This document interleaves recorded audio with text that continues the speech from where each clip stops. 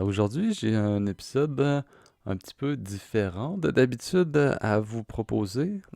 C'est une entrevue que Stéphanie, qui collabore sur le podcast que vous entendez régulièrement, a réalisée avec Daniel Savoie, où Daniel parle de son projet d'éco-communauté qui s'appelle La Couvée de Maria. C'est une entrevue que Stéphanie a réalisée dans le cadre des événements qu'elle organise, Immersion en éco-communauté. Donc, elle parle de ça aussi un petit peu. C'est très intéressant. Puis, c'est un audio qui a été tiré d'une vidéo. Fait qu'à un moment donné, elle parle de photos puis de logos. Puis, si ça vous tente de les voir, ben, je vous invite à regarder la vidéo sur Facebook. Je vais mettre le lien dans la description de l'épisode et vous avez juste à cliquer dessus pour aller voir la petite vidéo. Donc voici l'entrevue de Stéphanie avec Daniel. Bonne écoute.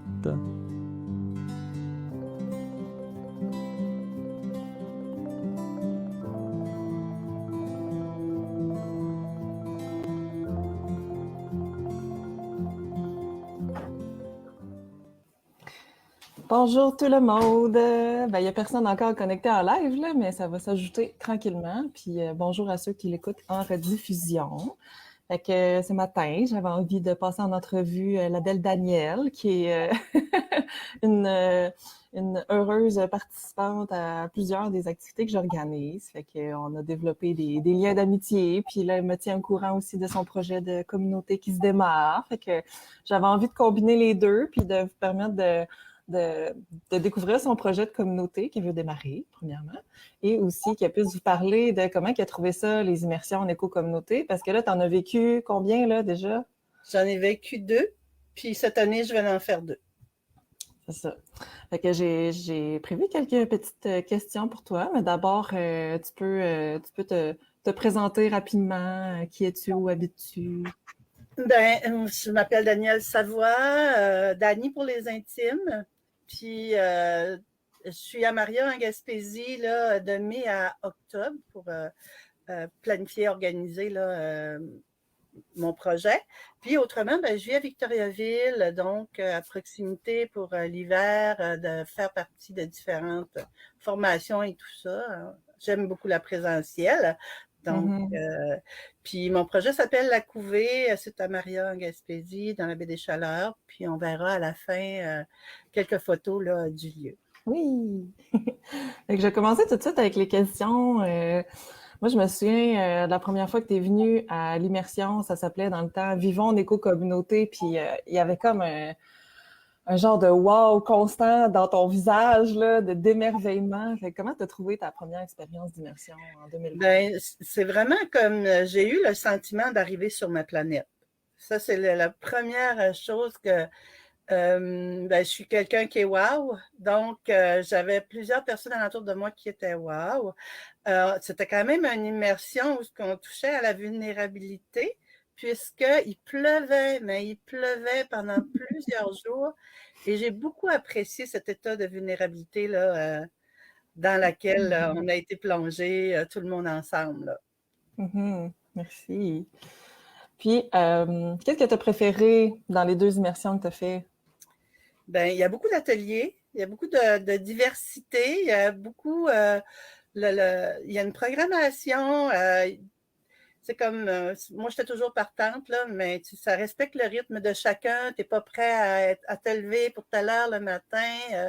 C'est correct, tu nous rejoindras, mais en respectant le groupe qui est déjà installé là. Il y avait aussi des gens qui s'improvisaient pour des ateliers. C'est ouvert à tous de présenter un atelier et tout ça. C'est vraiment ce que moi, j'ai aimé. C'est comme tout le monde était présent à la hauteur de ce qui voulait être présent. Il n'y a personne qui était faké être présent. Là. Tout le monde était vraiment présent. Ouais, c'est vrai. Puis c'est ça, dans le fond, dans la programmation, moi, je prévois une journée ou une demi-journée pour que les participants puissent donner des ateliers. Puis c'est ça que Daniel parle, là, c'est les open space. Puis dans le fond, c'est que moi, je suis consciente que je peux vous apprendre des choses, mes collaborateurs aussi, mais je suis très consciente que l'intelligence collective d'un groupe réuni, c'est wow, c'est magique. Puis, faut en profiter pendant qu'on est là. Fait que c'est pour ça que je donne une porte ouverte pour que les gens puissent apporter de leurs connaissances. Il y a aussi le fait que c'était un menu végétarien. Moi, je suis pas végétarienne dans la vie. Ça m'a permis de l'être pendant une semaine.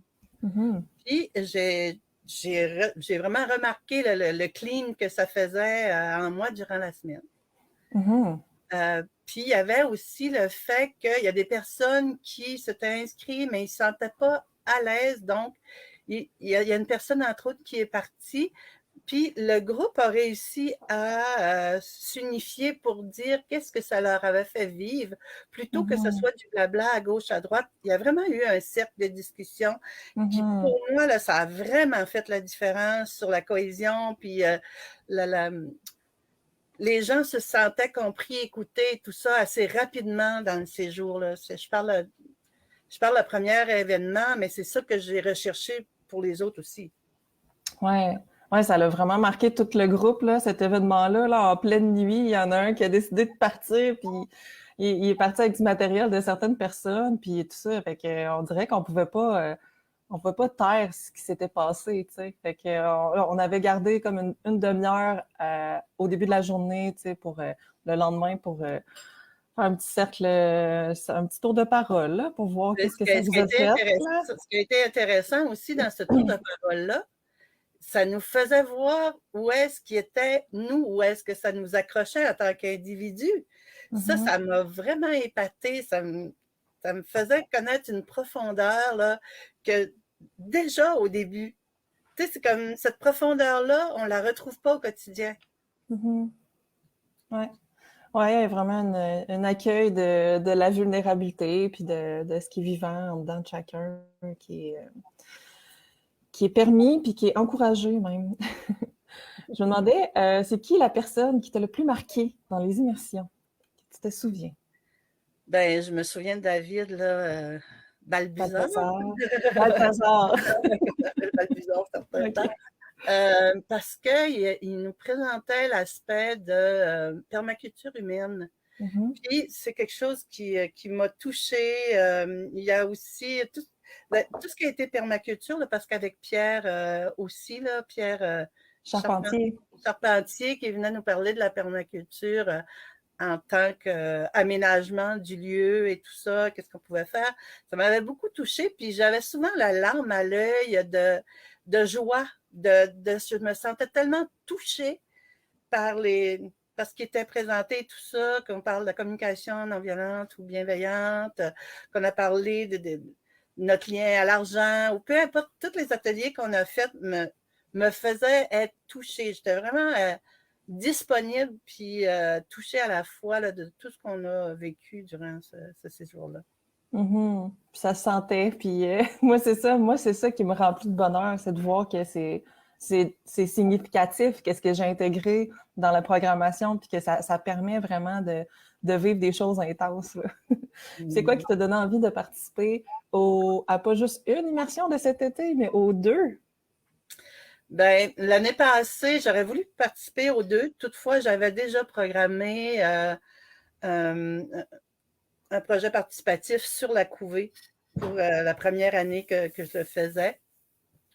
Puis, tu sais, comme les dates n'étaient pas sorties par rapport au deuxième événement ni au premier là, que tu faisais. Donc, moi, j'ai planifié avec Thérèse, une personne que j'ai connue la première année là, que j'ai participé. Puis, c'était elle, mon chef cuisinier, mon bras droit et tout ça. C'était vraiment à nos deux qu'on a parti ça. Puis, quand on a vu la date pour sur le toit du monde, on s'est questionné si on le faisait. Puis, j'ai dit, ben, il faut faire le chantier participatif parce que c'est ça notre porte d'entrée sur quelque chose. Il faut débuter quelque chose. Puis on était seulement 7 personnes, puis ça nous a fait vivre toutes sortes d'affaires. Il y a encore des impacts actuellement. Puis le fait aussi qu'on était dans l'espace-temps COVID, d'être dans lien humain, en présence et tout ça, c'est une des choses qui m'a permis de passer mon année en sachant que j'avais une immersion il me semble que c'était en juin, là, je ne me rappelle pas exactement Mhm. mais celui-là, il était à l'Habitat de l'Être Mhm. à Rawdon. J'ai vraiment apprécié, puis j'apprécie le camping sauvage pour la vulnérabilité que ça nous apporte. Parce que Mhm. cette vulnérabilité-là, ça parle vraiment de nous en tant qu'individu, ça nous met en fragilité parfois, puis d'autres fois, ça nous met vraiment sur notre X. Mhm. Moi, je considère que c'est la vulnérabilité qui nous permet d'être aussi grondés Mhm. à travers ce qu'on vit. Ouais, ouais. Puis tu disais que Thérèse, c'est ça, elle était avec toi pour la corvée que tu avais organisée à la couvée, puis fait qu'elle avait pas pu aller sur les toits du monde, mais je pense que j'ai vu qu'elle s'était inscrite sur les toits du monde. Oui, Fait que, ben bon. la première participation qu'on a faite, justement, Thérèse, je l'ai connue dans Solutionnaire. On avait été en classe, là, on était la 11e, je pense, édition, puis on était en classe. Puis c'est quelqu'un avec qui j'ai gardé des liens. Il y a 2 personnes en réalité que j'ai gardé des liens. Puis c'est moi qui lui avais parlé de l'événement d'immersion. Elle s'est inscrite la première année. Elle s'est inscrite la deuxième année de l'année passée pour la période de juin.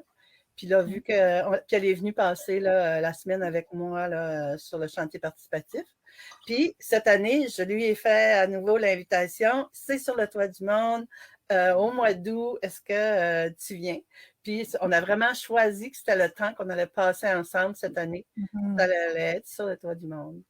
Ouais, puis ce qui est cool, c'est que, tu sais, même pour un groupe en démarrage, c'est arrivé l'été passé à l'immersion sur les toits, ils étaient 3 de la même communauté, puis ils sont venus vivre l'immersion, fait que ça les a aussi rapprochés entre eux, puis ça les a amenés un petit peu plus loin là, dans leur projet, là. Fait que ça peut intéresser autant quelqu'un qui a aucune idée c'est quoi les éco-communautés, puis qui veut juste comme l'essayer. Ça peut aussi être pour un groupe qui veut souder ses liens.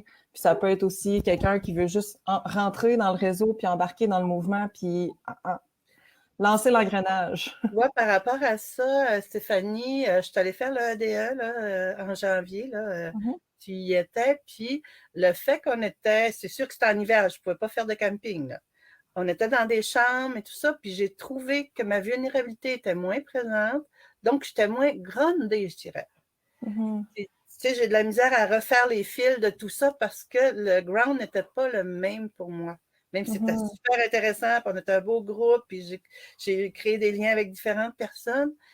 C'est ce qui me ramenait à dire que cette année, j'allais être en camping sauvage pour les 2 événements, parce que maintenant, j'ai un motorisé que je pourrais utiliser, mais non, j'ai besoin de la vulnérabilité que me permet le camping sauvage pour être toute là, d'être grondée. Pardon. Est-ce que tu as vu des choses aux immersions que tu aimerais intégrer dans ton projet de communauté en démarrage? Oui, la permaculture autant humaine que l'aménagement de l'espace, la communication non violente, c'est vraiment quelque chose qui me touche, qui me permet de m'exprimer d'une façon, je dirais, non blâmante envers les autres, de faire des demandes claires. J'ai du chemin à faire, je suis contente de le faire. J'ai vécu quelque chose aussi à travers, quand on était à l'état de... à l'habitat de l'être, j'avais une difficulté avec une personne en particulier, puis j'ai demandé à ce qu'on soit... Ben, moi, j'ai demandé qu'on puisse se rencontrer, puis elle a fait la démarche pour qu'on soit accompagnés.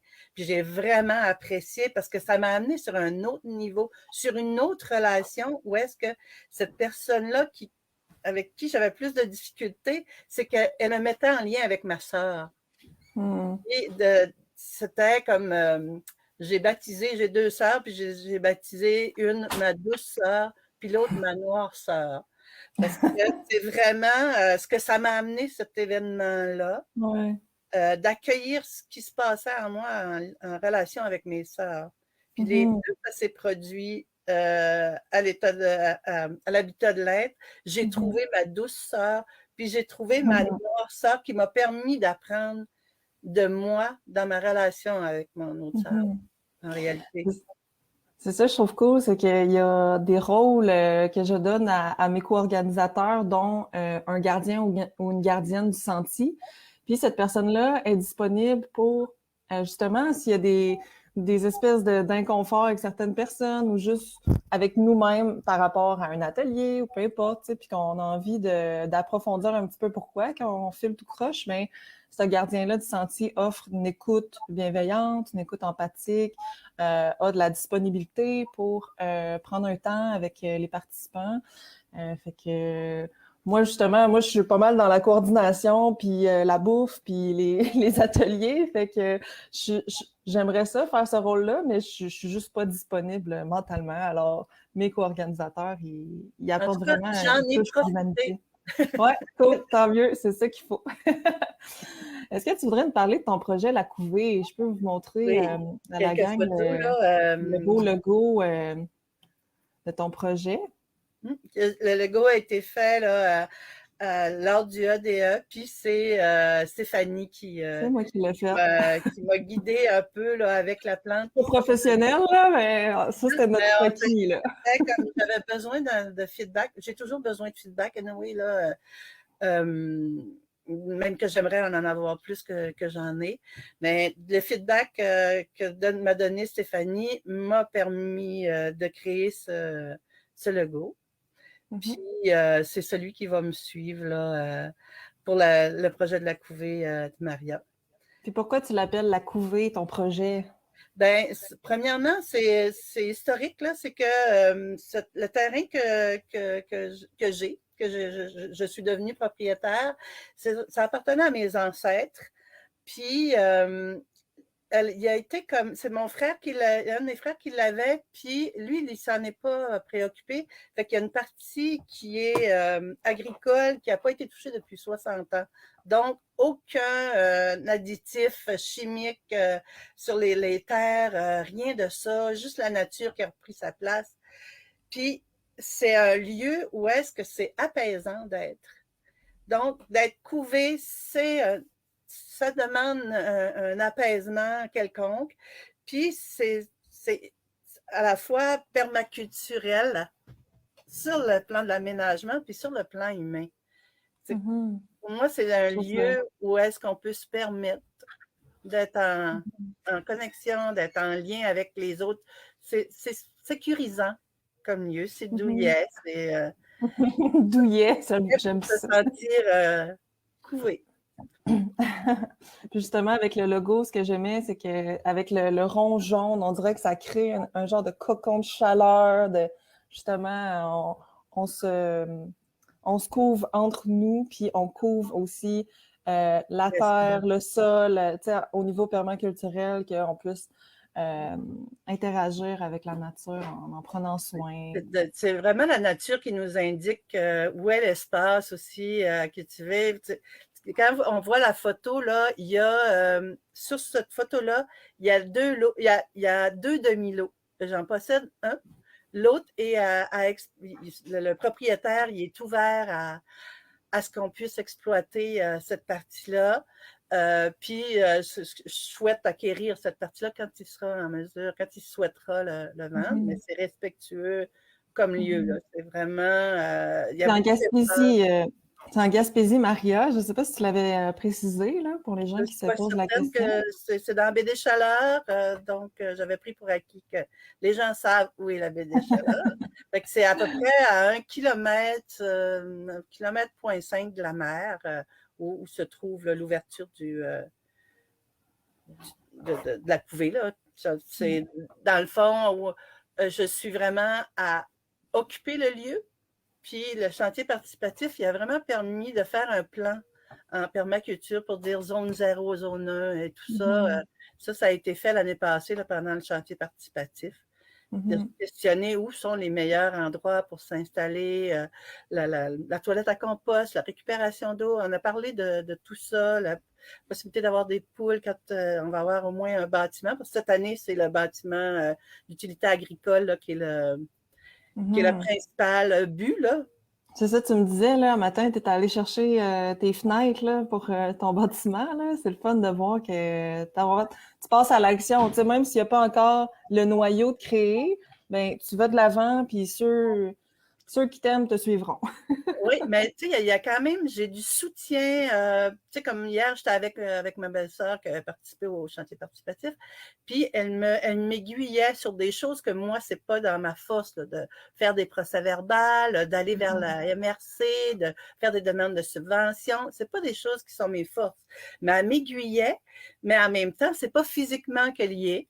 Puis, elle ne veut pas avoir un titre, mais elle est une personne ressource pour moi, comme un maraîcher ici est une ressource pour moi, comme une personne à la municipalité est une ressource pour moi. Il y a vraiment différentes personnes, là. Puis celui qui a fait mon dessin en permaculture est aussi une ressource pour moi. Donc, c'est comme, je fais rien pour moi seule. Je le fais vraiment. La couvée, c'est un lieu qui se veut collectif et il va le devenir. Puis c'est mon projet de retraite en réalité. Puis je veux que ça aille vers la communauté, que la communauté s'y implique. Puis aussi, j'aimerais que les organismes communautaires puissent en bénéficier. De différentes façons, là, il y a la personne qui se présente aux élections provinciales m'a donné une forme d'écrit qui fait quelle est la responsabilité de chacun de se trouver sur le terrain et non pas d'avoir une grosse assurance pour couvrir toutes les il faut que ci, il faut que ça, si vous faites ci, si vous faites ça.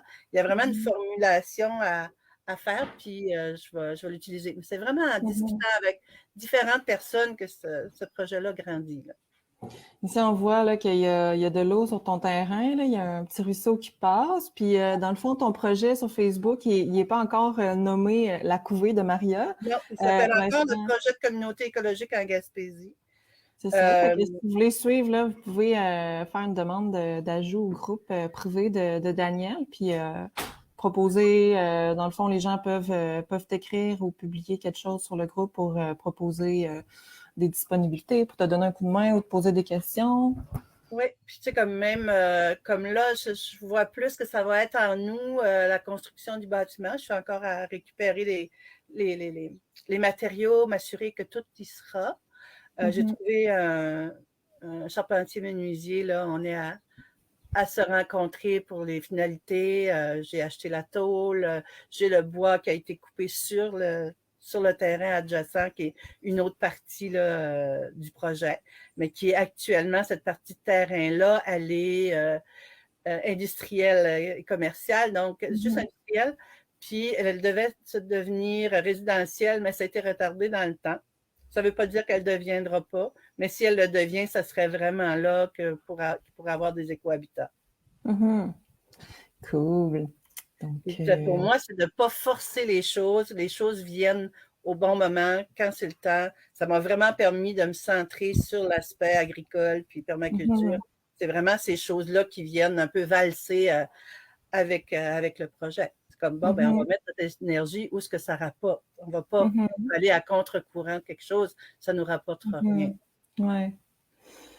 Puis, tu sais, démarrer un projet comme tu le fais, là, ça demande beaucoup d'énergie, beaucoup de connaissances. Puis, je le vois que tu fais des ateliers, des formations, tu t'outilles, puis tout. Puis, moi, ce que j'aime offrir pour point de départ, oui, on peut se former pour se lancer dans notre projet, mais c'est le fun des fois d'être un peu professionnel d'un jour. Tu sais, comme au secondaire, là, quand on va accompagner un professionnel pendant une journée, là, juste pour voir, tu sais, avant de s'inscrire à faire un deck de 3 ans, tu sais. Fait que les immersions, là, je vous mets les dates ici, là, si vous demandez. Les immersions, c'est comme genre une semaine professionnelle d'un jour, mais à la place, tu écouvres la joie d'une semaine avant de t'embarquer dans le processus d'apprendre, puis de, tu sais, trouver un terrain, puis tout ça. Puis ça l'amène de la clarté vers où on va. Parce que, tu sais, comme le certificat en bâtiment écologique avec Solutionnera, c'est ça qui m'a amené vers toi. C'est ça qui m'a amené vers la permaculture, les écovillages, tout ça. Puis c'est vraiment parce que tu l'as posté sur le site que j'ai je l'ai fait, moi, tout, le certificat de Solutionnera, puis David Balthazar, que tu appelles Bablouzard, je l'ai connu là aussi. Fait que, tu sais, justement, quand on s'embarque à faire des formations aussi, on embarque un peu dans l'univers, dans le réseau. Puis dans des événements aussi, tu sais, toutes sortes d'événements alternatifs, comme sur les toits du monde, là, l'immersion qui est du 1er au 7 août sur les toits du monde, là, ils font un paquet d'événements, de retraites spirituelles, de guérison, de festifs, célébrations. Fait que, tu sais, il y a des occasions d'apprendre, mais aussi des occasions de célébrer. Puis juste se rassembler, ça fait tellement du bien, là. On dirait qu'on est tous rendus sauvages après 2 ans, enfermés, ermités, là. On va réapprendre à prendre soin des liens humains. Puis chaque endroit est très différent. Ça nous permet de voir comment ça peut être à la couleur de que l'on veut y mettre. Parce qu'ils sont vraiment différents d'un endroit à l'autre. Les focus sont différents. Donc, c'est ça aussi qui est intéressant, d'aller dans plusieurs lieux. Ben, je suis assez curieuse pour aller dans tout ce Au collectif La Nuée, t'es pas encore allé, toi, au collectif La Nuée, 4 au 10 juillet? Puis le 4 juillet, c'est ma fête. Fait que j'ai prévu une petite quelque chose durant la soirée pour qu'on ait du fun. Le premier jour d'arrivée au collectif. Puis, ben, merci Daniel pour avoir pris le temps de partager ton expérience puis de partager ton projet. J'espère qu'il y a des gens que ça a piqué leur curiosité. Puis, si vous êtes curieux à propos des immersions, ben, vous avez juste à aller sur le groupe Vivant, puis regarder dans les événements. Puis dans les événements, il y a les 2 immersions et le formulaire d'inscription aussi. Alors, il n'y a pas de dépôt à faire d'avance. Vous arrivez le jour 1 avec l'argent cash, mais il faut que vous inscriviez avant parce que j'ai des courriels importants à vous envoyer pour que vous soyez bien prêts et que votre pack-sac de Découvre la joie en immersion soit complet. Alors, puis dans le prix, qu'est-ce que ça inclut? Ben, c'est les dîners puis les soupers, un espace de camping, puis tous les ateliers, les activités, puis des surprises. Puis si vous voulez louer une chambre puis pas être en formule camping, ben il y a la possibilité aussi avec un montant supplémentaire. Alors, et les enfants sont les bienvenus. Les chiens, non, malheureusement, même s'ils sont vraiment cute, il y a pas... les chiens, on préfère de pas les embarquer dans l'immersion. Ça rajouterait, je pense, un niveau de difficulté un petit peu plus élevé de gérer les puppies. Puis déjà, avec les enfants, je trouve que ça rajoute full une belle dynamique familiale, conviviale, que les enfants, ils jouent autour de nous, se baignent, puis qu'on ait du plaisir aussi avec notre cœur d'enfant, même adulte. Ce que je n'ai pas dit sur la couvée, c'est que à la limite du terrain, là, du côté, je dirais du côté nord, il y a la rivière qui s'appelle la rivière verte. Puis vous allez voir, quand vous allez sur projet d'éco-communauté là, à Gaspésie, là, j'ai mis une vidéo cette semaine là, parce que je suis allée. Ouais, c'est beau, là. C'est large, le ruisseau, vous avez vu de là. Ouais, c'est la rivière verte. C'est vraiment. C'est parce que quand la photo que j'ai montrée là, avec le tronc d'arbre, ça, c'est vraiment un des ruissellements de la rivière. Mais il forme un bassin, puis c'est sûr que moi, je vais vouloir l'aménager pour qu'on puisse tremper puis chiller, là. Ben ouais. Les points d'eau, là, en communauté, là, c'est vraiment des spots de chillage importants parce que on a tous besoin de se détendre puis se réunir puis autour d'un point d'eau puis en nature. Ça fait juste vraiment du bien, là. C'est sûr que les mouches, des fois, là, les mouches, c'est un autre défi qui nous amène dans la vulnérabilité, là. Mais ça nous ramène au moment présent. Oui. Merci beaucoup, Daniel. On va fait plaisir, Stéphanie. À bientôt. Salut tout le monde qui nous a écoutés. Merci d'avoir écouté notre présentation. Bye bye. Bye.